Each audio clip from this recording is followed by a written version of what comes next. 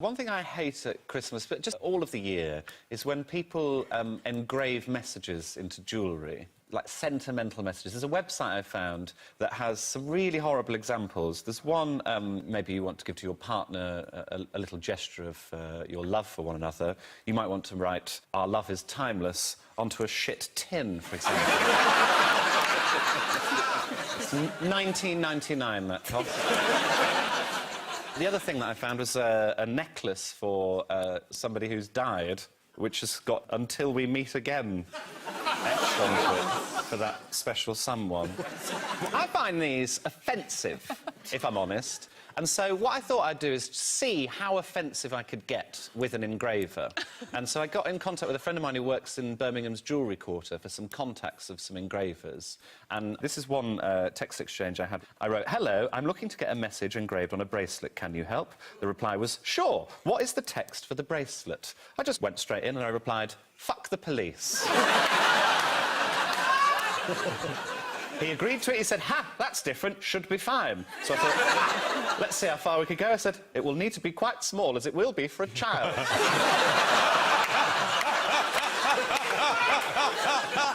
No reply.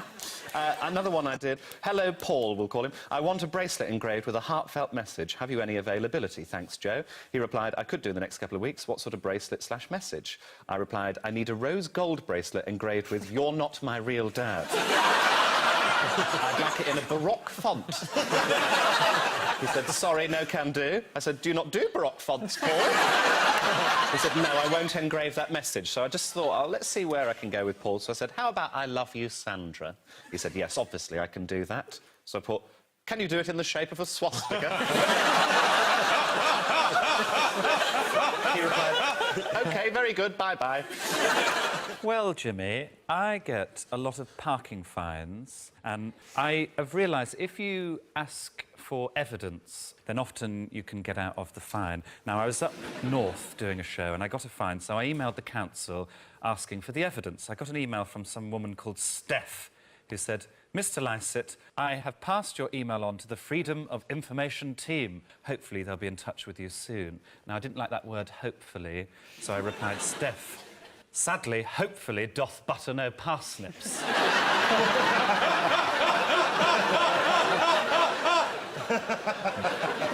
"Can I have an email address for the person you have contacted? My lawyers would like to contact them directly. You have been very helpful, and hopefully you won't get caught up in the forthcoming." I thought forthcoming was sinister enough. He replied, "Mr. Lycett, I'm not sure what you mean about buttered parsnips." I've CC'd in the FOI team who will advise. Now I got an email from someone called Colin who said, "Mr. Lycett, your request is very broad, so I've assumed you only want information pertinent to your recent parking fine. Attached is the evidence which we have, which are photographs of your car clearly parked in a taxi rank." Now, the photographs they had are of my window, which had taxi rank written on it by presumably a disgruntled taxi driver. But there's actually no evidence of a taxi rank in that photograph. So I went back to Colin, didn't I? And I said, "Mr. Colin, when you assume, you make an ass out of you and me." "I see that your evidence is nothing more than a picture of the words taxi rank written on my car. I would argue this evidence is insufficient. I also put PS, apologies for the delay in replying to your previous email. I'm currently on the Costa del Sol. I provided evidence of this." And then I just put this picture.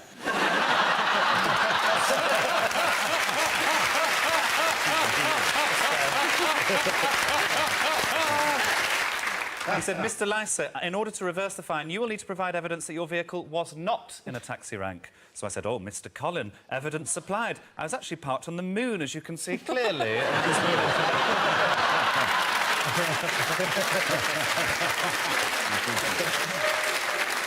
got a reply, "Mr. Lycett, I've cancelled the fine." This is your first time on Cats Does Countdown as a player. Yes. How do you think you're going to do? Badly.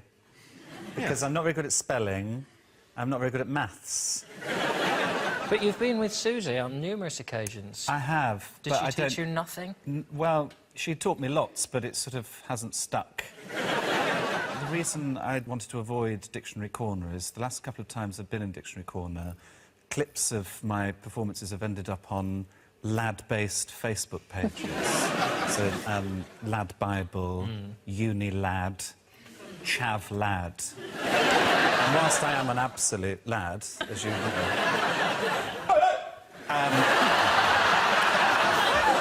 More like a choking seal.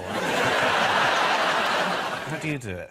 Well, I would sort of differentiate between the two oys. So ideally you want a little pause. OK. Or a good one is that... That's it. There you go. Straight to Ibiza with you, young man. So, last time you were in Dictionary Corner, you ended up on lads' sort of sites. I consider myself to be quite laddie, but the people commenting on chav lad don't think I'm that laddie. Right. It's basically somebody that talks like me on chav lad gets the sort of response that you would get if you go to sort of a dinner party and say, "What do you think of Brexit?" and then open a box of wasps. So I'm trying to go under the radar. Have you got a mascot this evening, Joe? Yes, I have. So one thing, every time I've been on this show, I always feel like that clock goes quickly, and I don't trust it. But who I do trust is Pam St Clement.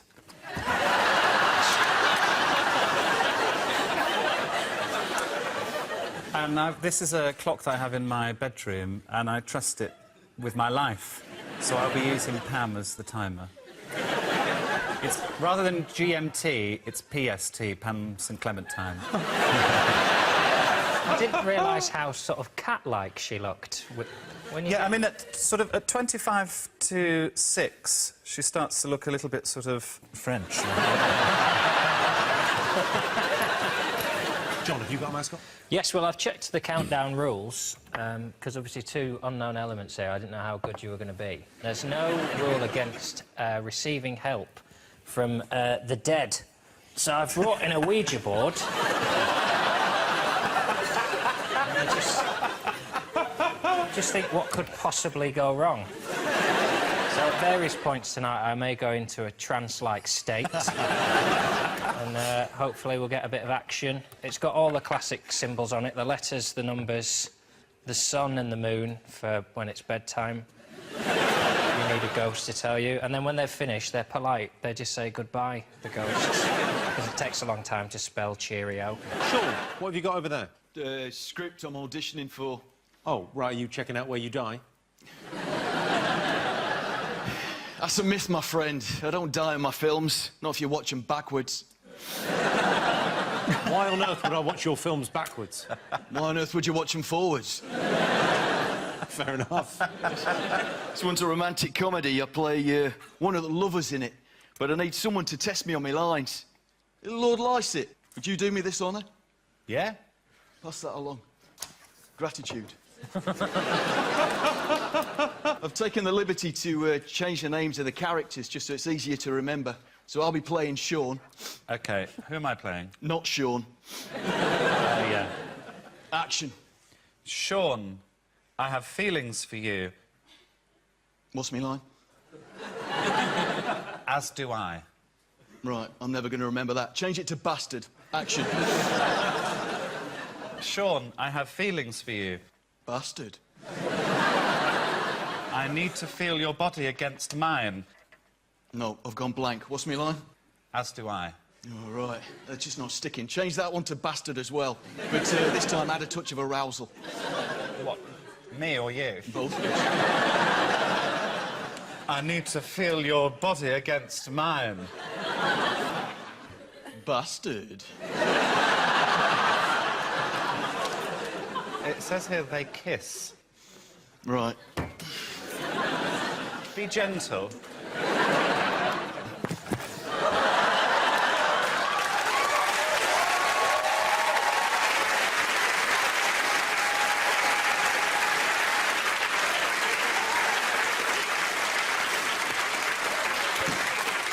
Done. No, we're not.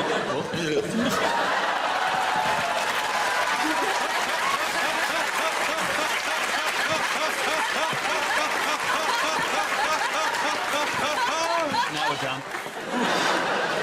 Hey, take a gay tarot while you're at it. Joe is bisexual, so although he's in Dictionary Corner today, he'd be equally at home in Vaginary Corner.